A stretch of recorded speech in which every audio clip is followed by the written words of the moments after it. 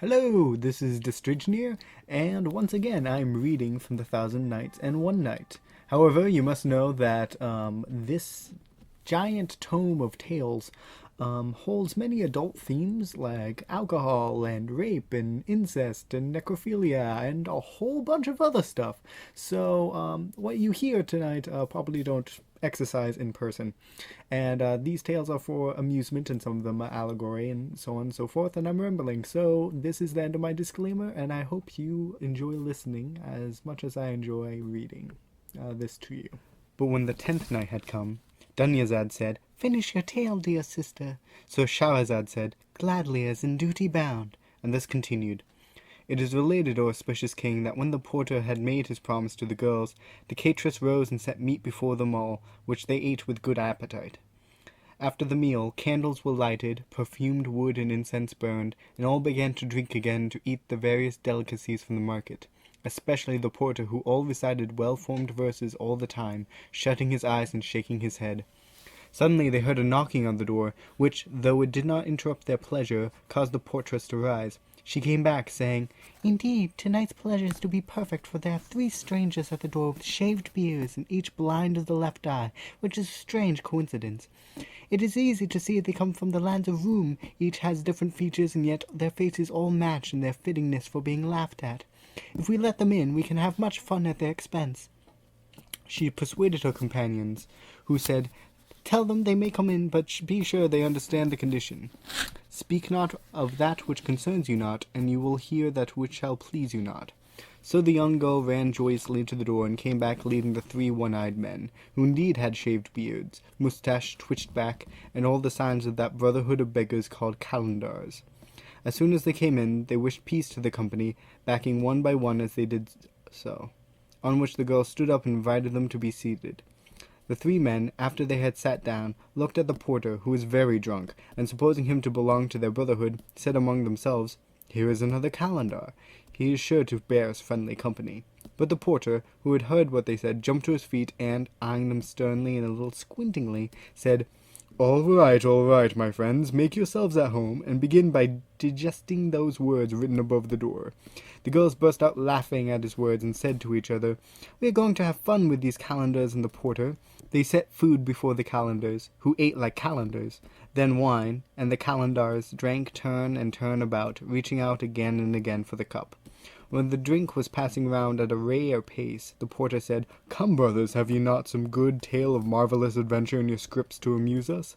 Cheered by this suggestion, the calendars asked for musical instruments, and, when the portress had fetched a muzzle drum filled with crotals, a lute of Iraq, and a Persian flageolet, they stood up and began to play while the girls sang with them. The porter became frenzied with pleasure, and kept on shouting, "Ha! Ya Allah!" so struck was he by the harmonious voice of the singers. In the middle of all this, knocking was again heard upon the door, and the portress rose to see who was there. Now this was the reason for the second knocking on the door. That night the Khalifa, Harun al-Rasid, had gone down to wander about his city to see and hear for himself what might be going on there. He was accompanied by his vizier, Jafar al-Barmaki, and by Mansur, his sword-bearer, the instrument of his justice. You must know there was a habit of his to disguise himself as a merchant and make such expeditions. While he was walking through the streets of the city, he passed that palace and heard the sounds of music and gaiety which issued from it. Then said the Khalifa to Jafar, "I wish to enter that place to see those singers." Jafar answered, "There must be a crowd of drunkards. If we go in, some hurt may come to you." But the Khalifa said, "Certainly we must go in. I wish to find a way in which we can enter and take them by surprise." "I hear and I obey," said Jafar at this command, and, going up to the door, he knocked. When the young portress opened the door, the vizier said to her, "My mistress, we are merchants from Tiberias. 10 days ago we came to Baghdad with our goods and took lodging in the Khan of the merchants. One of the traders at the Khan asked us to his house tonight to eat with him. After the meal, which lasted an hour, in which we ate and drank excellently, he gave us leave to depart. We came out, but, the night being dark and we strangers, lost our way to the Khan where we lodge. So now we beg you of your great goodness to let us come in and pass the night at your house. Allah will reward your kindness." The portress looked at them closely, and, seeing that they had the appearance of most respectable merchants, went in to ask the advice of her 2 companions. The other 2 said, "Let them come in." So she returned to the door, crying, "Enter." On this invitation, the Khalifa and Jafar and Masrur came in, and the girls rose, putting themselves at their service and saying, "Be very welcome, take your ease here, dear companions, but accept, we pray, this one condition. Speak not of that which concerns you not, or you will hear that which shall please you not." The newcomers answered, "Be it so," and sat down with others. While they were being invited to drink and to send round the cup, the Khalifa looked at the 3 calendars and was astonished to see that each was blind of the left eye, then at the girls, and was overcome with surprise at all their beauty and grace. When the girls, in their ministrations to the guests, offered the Khalifa a cup of the rarest wine, he refused, saying, "I am vowed to pilgrimage." So the portress got up and placed a little table of finest inlay before him, on which sat a cup of Chinese porcelain, into which she poured spring water refreshed with snow, mingling sugar and rose water within it. The Khalifa accepted this, thanking her cordially, and saying to himself, "Tomorrow I shall reward her for her kindness." The girls continued to act the hostess and pass the wine, till the wits of the companions were dancing dizzily. Then she who was the mistress of the house rose up, and, having asked if any wanted more, took the cateress by the hand, saying, "Rise, my sister, that we may do that which we have to." "Be as you say," the other answered. On this the portress also rose, telling the calendars to get up from the centre of the hall and seat themselves by the door, herself cleared and tidied the central place. The other 2 called to the porter, "By Allah, your friendship is of little use. You are no stranger here, but belong to the house." On this the porter stood up, lifted the skirts of his robe, and tightening his belt, saying, "Tell me what to do, and I shall do it." "Follow me," said the portress. So he followed her out of the hall, and saw 2 black bitches with chains round their necks, which, as he was bid, he led back into the middle of the hall. Then the eldest pulled up her sleeves, took a whip, and told the porter to lead forward one of the bitches. When he had done so, dragging her by the chain, the animal began to weep, raising its head piteously towards the girl, but the latter, without seeming to notice, fell upon it, beating it over the head with a whip till the bitch yelped and wept, and she herself could strike no more. Then she threw down the whip, and, taking the bitch in her arms, clasped it to her breast, wiped away its tears, and kissed its head, which she held between her hands. After a little she said to the porter, "Bring me the other, and take this one back." So the porter brought the other bitch forward, and the girl treated as she had the first. The Khalifa felt his heart filled with pity at this sight.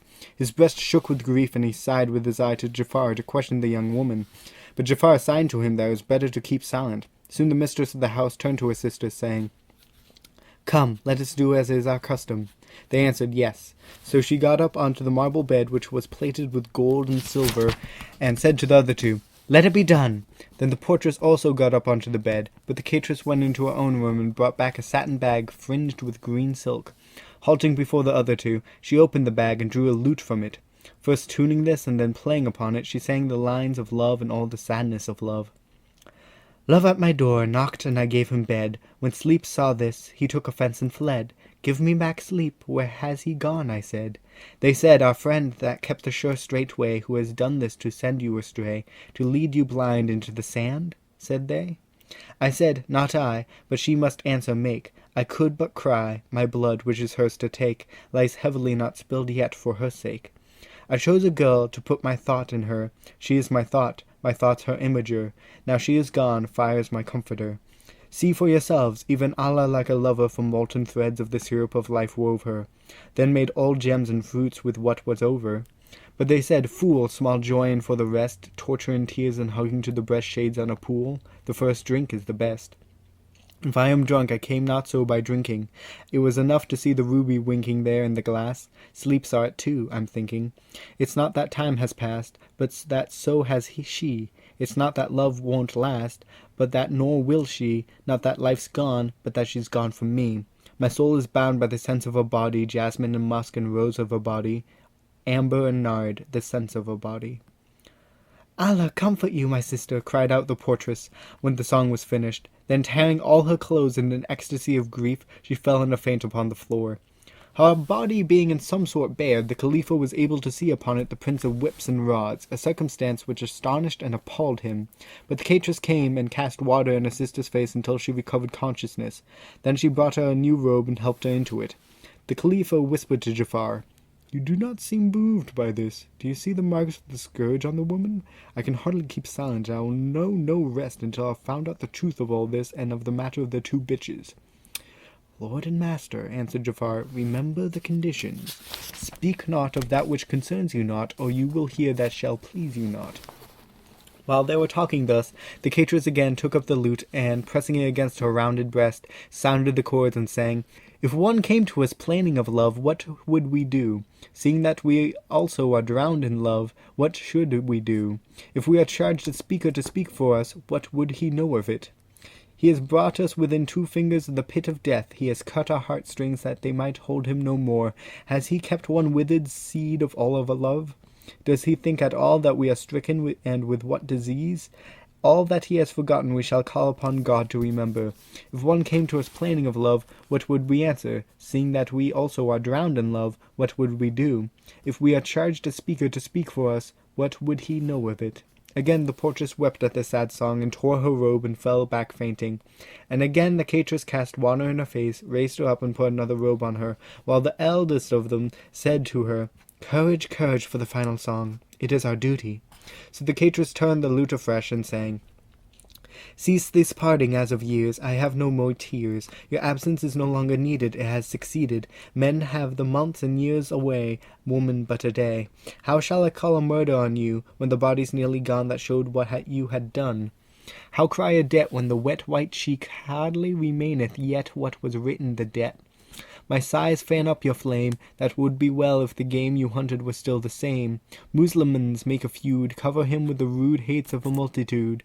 Yet do not, for all that he felt of your cruelty would be felt by me. Rather crush me beneath your feet, and he'll not feel his pulses beat at the other side of the street." Again the portress fell fainting, and again her naked body showed the marks of whips and rods. The 3 Calendars began whispering together when they saw this. "It had been better for us when we had never come into this house, even though we had to sleep on the naked ground, for what we have just seen is enough to melt the marrow in our spines." The Khalifa turned to them and said, "Why is that?" "We are afraid of what has happened," they answered. "Is that so?" said the Khalifa. "Then you are not of this house?" "We are not," they answered. "We imagine it belonged to the man beside you." "By Allah, it does not!" cried the porter. "This is the very first time that I have entered here. Also, God knows, it would have been better for me to have slept on the rubbish heaps among the ruins." So they concerted with each other and said, "We are 7 men to 3 women. Let us demand an explanation of these things, and, if they will not answer willingly, we can use force." They all agreed to this except Jafar, who said, "Do you think that right and equitable? Remember, we are their guests, and they had laid down certain conditions which we swore to keep. The night is nearly over. It would be better for each of us to go forth and seek his destiny upon the road of Allah." Then winking at the Khalifa and drawing him aside, he said, "We have but 1 more hour to stay here. Tomorrow I promise that I will bring them up before you, and then we can compel them to tell their story." But the Khalifa said, "I have not the patience to wait till tomorrow." The others continued their planning, some saying this and some saying that, but it all came back to the question, who is to ask them? At last it was decided that the porter should do so. So when the girl said, "Good folk, what are you talking about?" the porter rose to his feet, and standing up straight before the lady of the house, addressed her courteously. "My queen, I ask and pray you in the name of Allah, on behalf of all of us jolly fellows, to tell us the tale of those 2 bitches, and why you so beat them and then weep over them and kiss them. Tell us too, for we wait to hear it, the cause and the marks of whips and rods on the body of your sister.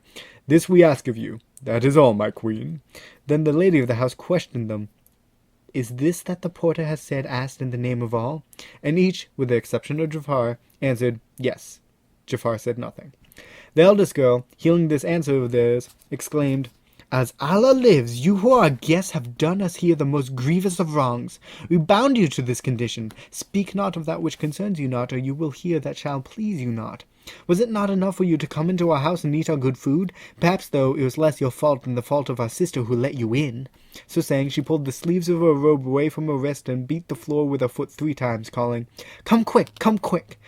The doors of one of the great curtain presses opened, and out glided 7 strong negroes carrying sharpened swords.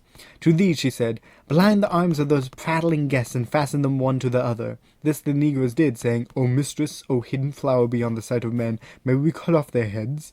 "Have patience for an hour," she answered. "I wish to know what sort of men they are before they die." On this the porter cried, "By Allah, mistress queen, do not kill me for the crimes of others. All these have sinned, committing a notable crime against you, but not I. As God lives, how happy, how parasital would our night have been if we had never set eyes on these ill-omened Calendars. I have always said that the Calendars would lay waste the loveliest of cities just by coming into it." And he added these lines, The fairest gift of strength is clemency if the weak offend, so do not, for our love's sake, punish me for the fault of a friend."